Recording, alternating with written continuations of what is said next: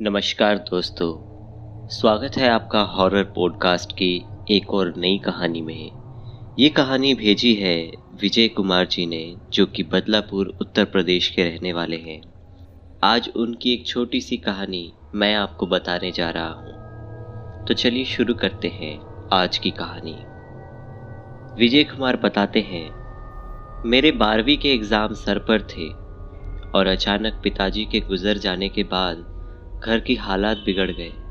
आगे की पढ़ाई पूरी करने के लिए और घर चलाने के लिए मुझे देर रात तक ऑटो चलाना पड़ता था।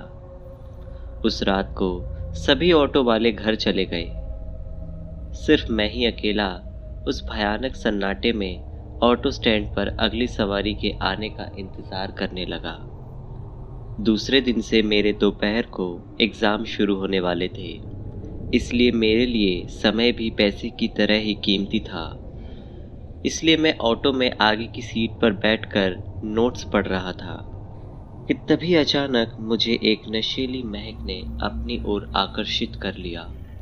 वो महक कहाँ से आ रही थी ये मुझे नहीं पता था, लेकिन ये जानने के लिए मैं ऑटो से बाहर निकलने ही वाला था, तभी मुझे पीछे से एक आवाज़ आई, बदलापुर चलिए प्लीज़। अचानक से आने वाली इस आवाज़ से मैं चौंक गया और पीछे मुड़कर देखा तो ऑटो में एक सुंदर सजी धजी लड़की बैठी थी। मैंने उससे पूछा, आप अंदर कब बैठी? पर उसने कोई जवाब नहीं दिया। वो बस अपने पैरों की तरफ देखे जा रही थी। मैंने भी आगे कुछ पूछा नहीं और तुरंत ऑटो स्टार्ट करके गांव की तरफ चल पड़ा। लेकिन मैंने एक बात पर गौर किया, जब से वो लड़की रिक्शा में बैठी थी तब से मुझे गजब की ठंड लगने लगी थी। ऑटो चलाते चलाते मेरे सामने वाले शीशे पर जब मेरी नज़र पड़ी तब मुझे दिखा कि वो लड़की मुझे ही घूर रही है। फिर मैंने आईने से नज़रें हटाकर रोड पर टिका दी। कुछ ही दूर जाने के बाद रिक्शे में से अचानक कहीं से सड़े हुए मांस की बदबू आने लगी और वो बदबू इतनी तेज थी कि मुझे घुटन होने लगी। सांस लेना तक मुश्किल हो रहा था। उस वक्त फिर एक बार मेरी नज़र आईने पर पड़ी, पर उसमें दिखने वाले उस भयंकर विकृत नज़ारे ने मेरी रूह कंपा दी, क्योंकि शीशे में वो जो लड़की दिख रही थी अब वो एक दुल्हन के जोड़े में थी और उसका चेहरा आधा जला हुआ था, जिसमें से मांस के लोथड़े लटक रहे थे। मैं उस वक्त इतना ज़्यादा डर गया था कि अपनी चलती ऑटो का हैंडल छोड़कर सड़क पर कूद पड़ा। उसके बाद सुबह जब मेरी आंख खुली तब मैं गांव के दवाखाने में लेटा हुआ था। पास में मेरी माँ और गांव के कुछ बुजुर्ग बैठे हुए थे। मेरे सिर पर 4 टांके लगे थे और बाकी सब मामूली चोट थी।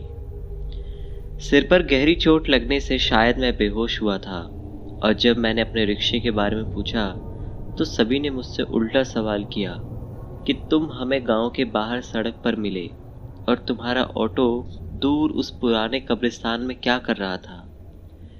ये खबर सुनने के बाद मैं काफ़ी दंग रह गया।